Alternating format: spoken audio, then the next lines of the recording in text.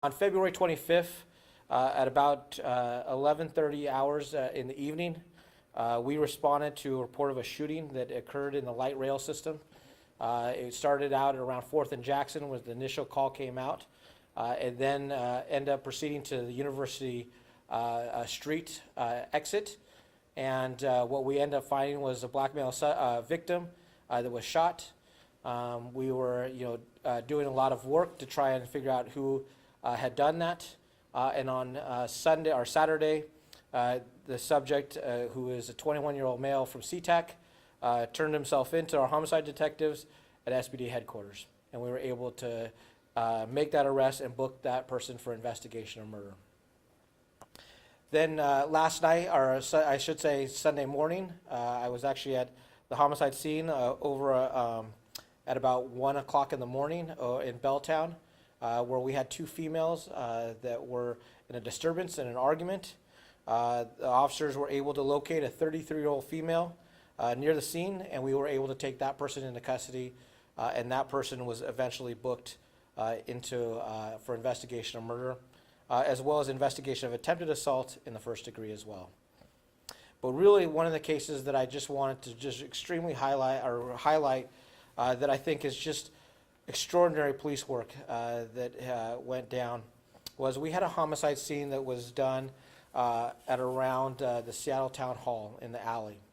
And at that location, we located a homeless victim that had probably been sleeping there. And at that time, we were trying to figure out, who had, done the actual act of the homicide. We had CSI respond. We had a bunch of different units respond, trying to get as much information as we could. This last week, we were spending a lot of resources to actually see if this person was going to covet the area again. Was this person going to visit this area and potentially commit another homicide? And one of our detectives spotted a person with an object. That person took off running from the detectives, and he dropped an object which ended up later being recovered was an axe.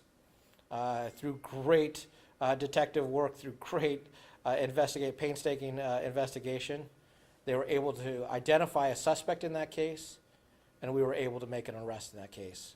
We have served a search warrant on that person's place. We're hoping that we will continue to gather more evidence that will make this case as strong as it can be. And but to have, just in this one weekend, have 3 cases where we're able to solve 3 homicides and take 3 suspects, book them into jail for investigation of murder is extraordinary police work by the detectives and our officers that are going out and trying to make sure that they put and collect evidence in each of these scenes. So, questions? So going back to the light rail, 21-year-old suspect, was he known to you? Had you identified him as a potential suspect before he turned himself in? We had worked on the evidence, and so I won't necessarily say we've identified him specifically. We know that he had at one point fled probably in between that 4th and Jackson to University Street exit, and so through that we were working on the evidence to being able to pull it together to actually eventually have an arrest warrant.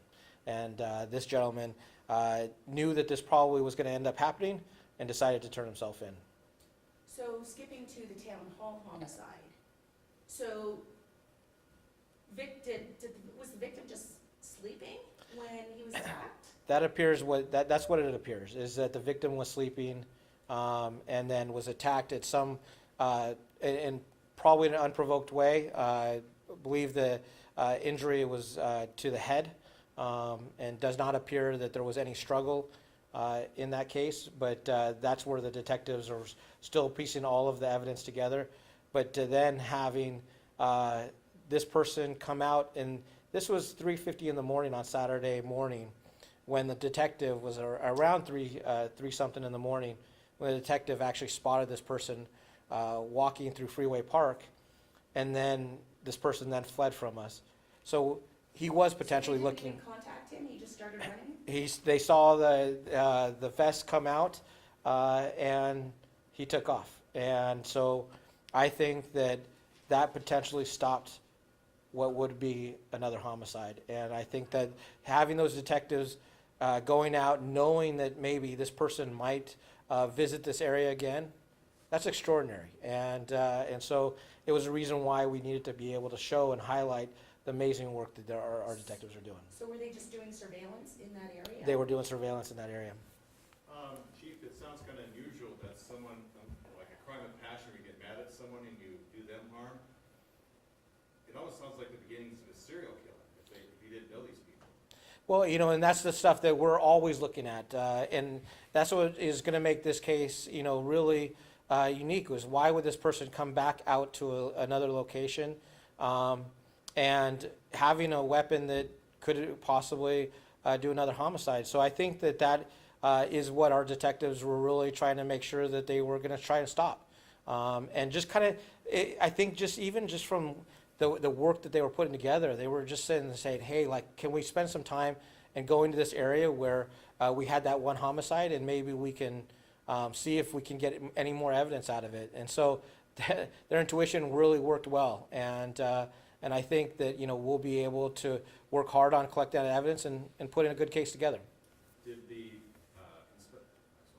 detective actually see the weapon, or did just the guy just start running off and that attracted attention? I believe that they saw what was a big object, and then he discarded it as he took off, and then that we were able to recover that weapon and start putting the pieces together on the case. So does it appear then that this suspect was deliberately targeting members of the unhoused community then? That's a good question that still is yet for us to develop. We do know that the victim that in this case is homeless, and so it is a concern that he was back out in around the same location, and potentially looking at targeting. We don't know if it would be homeless or anybody walking in that area during that time of night. So, Are one you more looking question? to see if he's connected to any other similar crimes that happened? Yeah, just in like all other investigations, we look for previous cases to see if there's any links or potential associations of how people how murder cases have happened. And so we constantly do that, and that's one of the things that we're going to do in this case as well. And you mentioned that you guys have a search warrant for of his house or home? Of his place. Are we to assume that he is not unhoused? Right now, we believe that he has a place of residence. Does not appear to be unhoused, but that will also be part of the investigation. But again, I just think we were able to acquire in a very, very short period of time a lot of information that allowed us to lead him to this potential suspect in this case, and I think it was really, really good police work. Do you have an age for that arrestee? I believe a 25-year-old male, obviously from Seattle. He is a Seattle resident? I believe the residence that we have is a Seattle residence, not too far from the homicide at the Seattle Town Hall. And where exactly did the homicide happen? Did it happen on a certain, was it in front of the town hall or on a certain? I believe there's an alleyway just on the, I'm not sure which side of it. I believe the west side of the town hall, and that's where I believe the person was sleeping and known to sleep there routinely. And then the suspect was found in Freeway Park? Yes, well, we didn't take him into custody. We actually lost sight of him. It was the evidence that we were able to accumulate that led us to an arrest yesterday with our SWAT team and other units to actually make an arrest at his I believe his residence or place of residence? Outside. Yep. So, thank you so much. I really appreciate it. Take care. Congratulations, Chief. Can you just say, like, how does this stack up? Like, last year was so crazy, and I was hopeful things were calming down, but homicides so far this year. We're actually a little better from Okay. previous year.